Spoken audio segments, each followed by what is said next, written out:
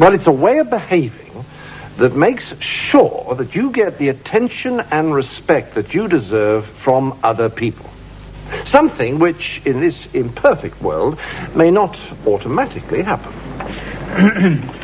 I'd like to welcome Colin Withers from R&D, who's kindly come along to explain to us why our engineering colleagues feel that the launch should be postponed a further 3 months. Thank you. I'd like to begin by saying that I appreciate how important an early launch is from a marketing point of view. But as you know, the technology we're using here is still very new. And although our early tests produced very good results, there have been a number of subsequent problems with the power switch. As I was saying, there have been a few minor problems with the power switch, which we think, in everyone's interest, should be fully resolved before... Jill, listen, I think we should try and get hold of Barbara before she leaves for Chicago. Before we go into production. The fault itself, I mean, it's relatively easy to put... Yes, but Barbara hasn't seen the display materials yet. To put, I'll tell you what, I'll hand you over to Margaret. Right. Tricky.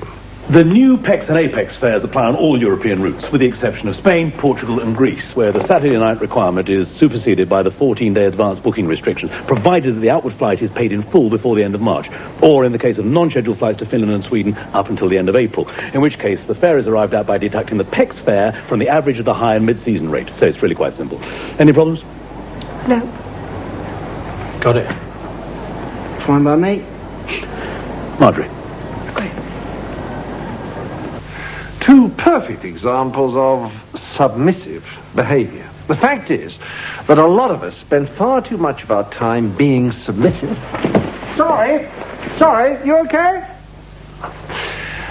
Yes, we allow people and circumstances to push us around. Now, why do we do this? Well, one reason is because we want to be liked. But we also need to be respected. And submissive behavior does not earn us respect. Anyway, let's have a look at the advantages of submissive behavior. Well, to start with, I suppose you could say that by being submissive, we avoid confrontation. Next. Well, that's about it, I'm afraid. The advantages of submissive behavior are the avoidance of confrontation, half a bar of chocolate, and a paperclip.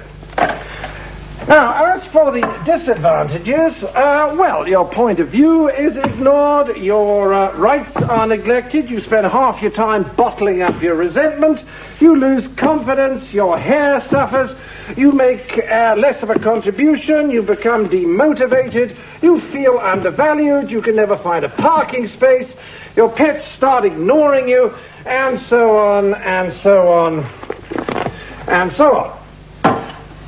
So, what's the alternative, I hear you cry? What's the alternative?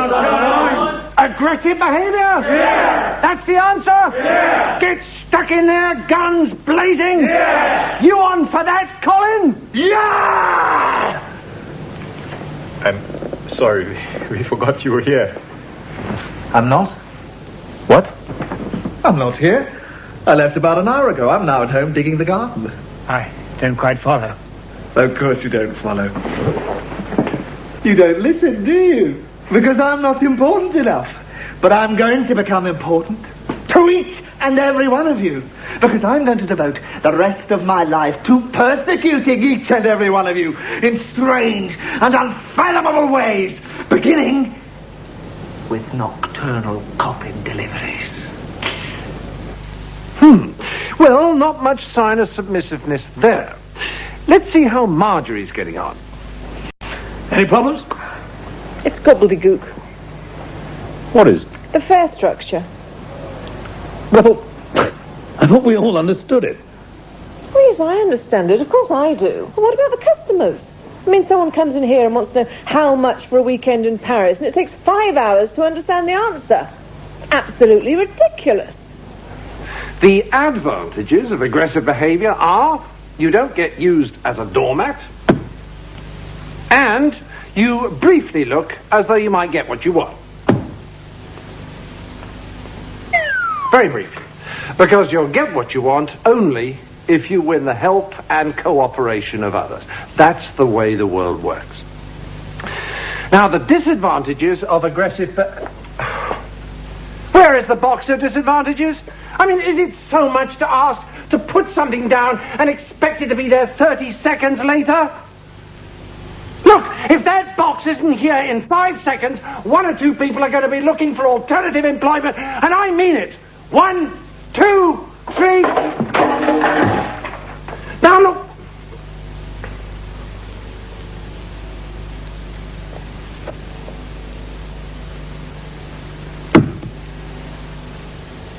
Aggressive behavior does not win the help and cooperation of others. People react to you aggressively or defensively by, say, withholding information. Or, even if they do what you demand, they do it in a way that brings more problems to you later. So, aggressive behavior actually achieves as little as submissive behavior. Which leaves us with a middle course, assertiveness, which allows us to deal honestly, openly, and fairly with other people, which encourages them, in turn, to treat us in the same way, adult to adult, with respect, but without fear. Imagine a seesaw, but for those of you who can't do that, here is one. And the trick is to get level with the other person, so that we're neither being submissive and allowing ourselves to be dictated to. Oh, get on with it, can't you? We're all day. Nor aggressive, treading on the other person in our rush to get what we want. Colin, What I was thinking. were you? Or would you mind doing it somewhere else? Okay. As we know, aggressive behavior has its consequences. Are you all right? I think I've fractured my spine, but I do feel I made my point. No, it's assertiveness that gives you the best chance of getting what you want, and it's all about balance, about level, even, fair transactions between consenting adults. Imagine if Colin had behaved like this in the first place. This is what I thought, but you see... May I ask you a question? Well, what do you suggest then? May I ask you a question? Sorry? I don't want to be rude, but it's clear that your minds are on something else at the moment. I don't know how important that something is. Yes, sorry, Colin, I'm sorry about that. It's an internal problem. Well, put bluntly, the timing of this launch is obviously crucial to all of us. I need 10 minutes to explain our situation, and as long as you need to tell me yours. We can talk about it now, or we can reschedule. I'd be equally happy with either. Point taken. Can you give me time to make one quick call? Of course. Adult to adult, assertive without being aggressive. Marjorie. Everyone happy? Not really. Yes? I find it confusing. I beg your pardon? Could you explain it again? Oh dear, Marjorie. Everyone else seems quite happy with it. Well, perhaps, but I don't understand it, and I need to. You want me to run over the whole thing again? Please. Oh, for goodness sake. Actually, I wasn't absolutely clear about... I'm sorry? I'd quite like to hear it again, if that's all right by you. I'm a bit confused about the super PEX restrictions. Could you explain it again? Well, all right. The first and most important component of assertiveness is honesty. Honestly. Because without honesty, it's being honest with ourselves and with other people, none of us can ever achieve balanced transactions. So the first rule of assertiveness is be honest. Bit obvious, isn't it? So what is it that stops us from being honest? I thought that went really well. The whole presentation. Yes. To be honest, I think some parts could be better.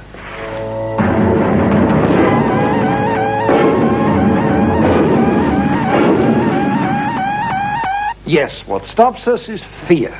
The fear of what might happen if we're honest. Now, the way to overcome this fear is to ask yourself, supposing I am honest with this person, what is the worst thing that can happen? And when you come up with the answer, Harvey. I think some parts could be better. And then, halve it again. Could be better.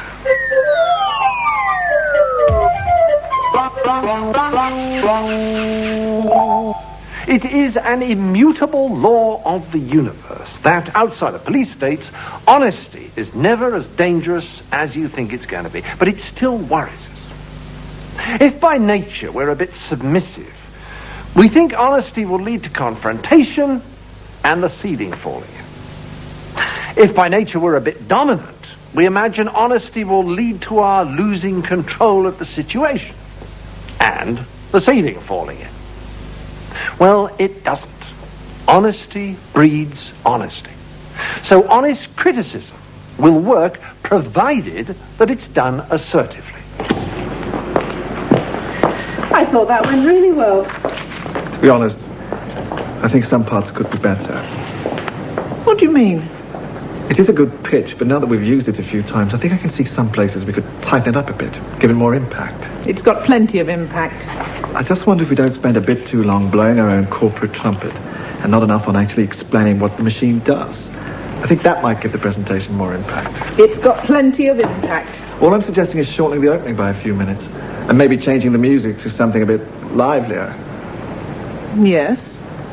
And the second video we show, I wonder if we could find something a bit more to the point. What else?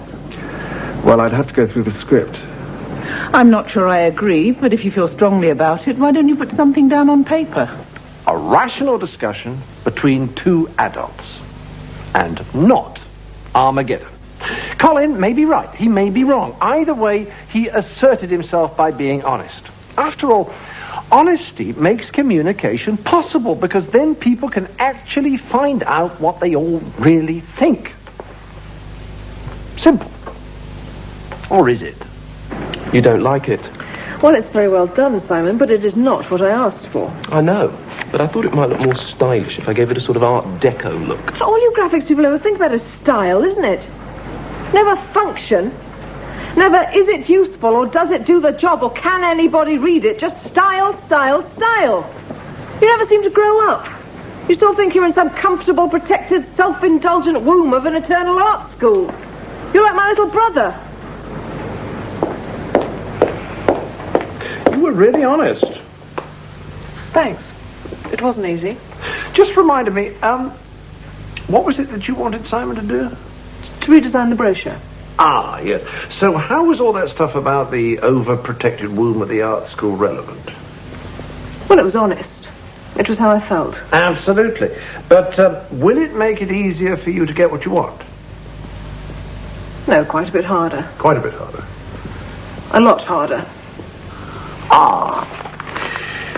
Well, when I said be honest, I have to qualify that a little. Some emotions and facts are relevant. Some are not. Deep down, we're all emotional people, and we all carry around a lot of old emotional baggage. Prejudices, class resentments, childhood dislikes, unrequited loves, Oedipus complexes, old stuff. We all have that. But when we're trying to get something done, we have to learn to differentiate between what's relevant and what's irrelevant and stow the irrelevant baggage in the overhead compartment. And then we should be honest about the relevant facts and emotions, the ones which have a direct bearing on whatever we're discussing. Let's look at some examples. You're really enjoying this, aren't you? Not at all. But the simple fact of the matter is that we can't afford to go ahead. I had a dentist like you once. That's irrelevant.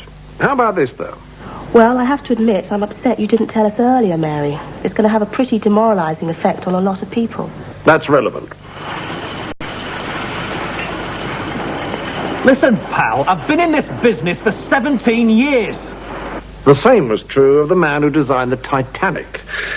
On the other hand... Listen, pal, I understand what you're saying, but that was a C-23, and this is a C-47. Look, the flange is welded into place. I fixed 3 of them already this week. Relevant. You don't like it? It's very well done, Simon, but it's not what I asked for. Relevant. I know, but I thought it might look more stylish if I gave it a sort of Art Deco look. All you graphics people ever think about is style, isn't it? You never seem to grow up. Irrelevant. You still think you're in some protected, comfortable, self-indulgent womb of a eternal art school. Irrelevant. You're like my little brother. Irrelevant. I mean, I can see what you're trying to achieve, but the most important thing that the people who are going to read this brochure want is technical information. Relevant. Although it looks good, the artwork actually gets in the way of the spec. I mean, look at page 3. Relevant. And that's the single most important lesson about assertiveness that you're going to learn today. Be honest about what's relevant. That is the principle underlying everything in this program. Okay. So, now we can move on and look at the situations where you may need to be assertive. There's going to be you and one or more other people, and you'll all seem to want different things. Now, the point of being assertive, honest and fair, is that it helps others to be the same, and that gives you all the best chance of reaching a satisfactory solution. Of course, there may not be one. There sometimes isn't. But if there is one, then being assertive gives you the best chance of finding it. But, before you get into any kind of discussion, you have to make your mind up what in the situation is negotiable and what is not. What's up for grabs and what isn't. And when you've figured out clearly what's not negotiable, you must stick to it. You must stand your ground. Oh, Colin, Ron is looking for you. With you in a sec, Ron. Yes, lunchtime, definitely. Bye. Colin, total emergency. I need the first quarter figures for a meeting this afternoon. Mrs. Whiplash is after my blood. This afternoon? I'm sorry, Ron, I've just promised Sarah a complete audit by lunchtime. I just won't be able to do both. Yeah, but this is an emergency. I'll have them for you as soon as I can, but I can't do them now. Colin, look, if I don't give her those figures by 2 o'clock, I'm going to have to move to South America. Ron. Now, look, Sarah won't mind. But I promise. Just ring her and tell her that the computer's crashed and you'll be a few hours late. Please. I can't. Not can't, won't. You don't seem to understand. This really is an emergency. It is for you. Oh, don't be so bloody self-righteous about it. Listen, Ron, I don't want to get into an argument about this. But you're about to. No, I'm not. You sure? Yes, I am. Yes. Now, the only question at issue is, can you give him the quarterly figures by 2 o'clock? I can't. Is that negotiable? No, I simply don't have the time. Fine. Then just keep saying so. Imagine that you're pressing the instant replay switch. Imagine that you're pressing the instant replay switch. Imagine that you're pressing the instant replay switch. Imagine that you're pressing the instant replay switch. Come on. No, really. Say it nicely, but just keep repeating. I'm sorry, I can't do this. I'm sorry, I can't do this. I'm sorry, I can't do this, okay? Yes, but after a bit I'd get uncomfortable. Oh, well, that's because you think you're rejecting the person. You're not. I'm not. No, you're just refusing this particular request. That's what's so great about this instant replay technique, you see. If you keep on very politely repeating, I'm sorry, I can't do that. I'm sorry, I can't do that. I'm sorry, I can't do that. Then it doesn't become personal. But just saying exactly the same thing over and over again, that sound a bit odd. Oh, you're right. You can always say something to show you're sympathetic or that you'd help if you could. But then you repeat, then you repeat, then you repeat. Okay? Colin, total emergency. I need the first quarter figures for a meeting this afternoon. Mrs. Whiplash is after my blood. I'm sorry, I've just promised Sarah a complete audit by lunchtime, and I just can't give you the figures by 2. I would if I could, but I simply can't. But this is an emergency. I'll have them for you as soon as I can, but I can't give them to you by 2. Colin, if I don't have those figures by 2 o'clock, I'm going to have to move to South America. Ron. Now, Sarah won't mind. Sorry, Ron, I understand your problem, but I've already promised Sarah, and I just can't do them by 2. And I just can't do them by 2. And I just can't do them by 2. Can't do them by 2. Listen, is there anything you can do to help? What? Can't do them by 2. Not can't, won't. You don't seem to understand. This really is an emergency. I'll have them for you as soon as I can, but I can't give them to you by 2. Oh, don't be so bloody self-righteous about it. But I could probably manage something by mid-afternoon. Say about 4 o'clock. I've got to have them by 2 o'clock. I simply can't have them by then. 4 o'clock? 4 o'clock.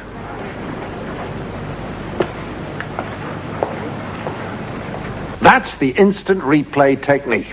You think out what you're not prepared to negotiate about, and then you just repeat it calmly and firmly and nicely again and again and again. In other words, you stick to your bottom line. Okay. So now you and the people you're dealing with know what is not negotiable, which means that everything else is. So, whether it's who's going to make the coffee or shall we buy General Motors, you now have to go ahead and negotiate. So next, you need to learn negotiating. And fortunately, there are several excellent video arts programs on that. All of them, emphasizing how important it is to negotiate as equals, because you all share a common interest in discovering a solution which is satisfactory to everyone. So all this assertiveness stuff underpins negotiation too. That's how important it is. In fact, there's only one problem left. What happens if you have to deal with someone who hasn't seen this program? Unlikely, I know, but it happens. You haven't got the faintest bloody idea what you're talking about, pal. I've had it up to here with you people. Bunch of bleeding wimps, the lot of you. That's irrelevant. Is it? No, it bloody well isn't. I don't have to do this job, you know. I'm sorry that I spoke out of turn, but the bottom line is we have to get this machine back in production as quickly as possible. We have to get this machine back in production as quickly as possible. We have to get this machine back in production as quickly as possible. Who says? You've got a bloody nerve. What's your supervisor called? Don't you get smart with me, pal. Help! His mother died this morning. Did she? Yeah. He ran her over when he was taking his pregnant wife to hospital, wrecked the car, got breathalyzed. The wife had quadrupeds. He fainted right on the family cat, broke its neck. You're making this up. Yeah. But pretend it's true. Pretend it's true. Pretend it's true.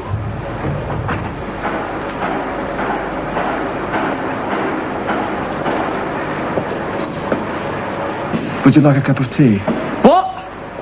I thought you might like a cup of tea. Oh. Yeah, that'd be great, thanks. It's been a bit of a tough morning. Ran my mother over earlier.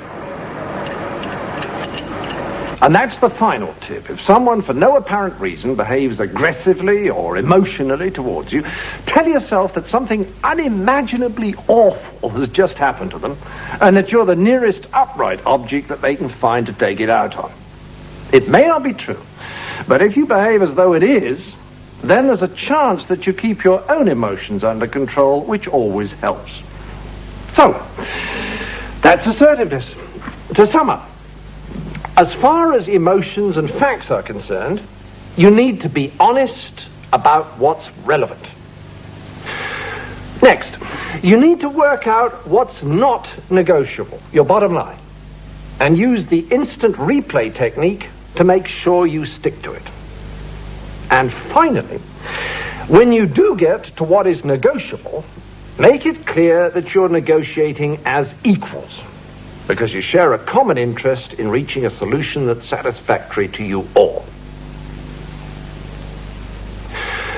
The bad news is that assertiveness cannot guarantee that you get what you want. Nothing can do that. The good news is that assertiveness gives you the best chance of getting what you want. But even if it doesn't work out this time, at least, A, you know you did explore all the options, and B, you've laid the ground for a good working relationship in the future. So, I'll be off now, if that's okay with you. Get lost. Goodbye, and good luck. Goodbye, and good luck. Goodbye, and good luck.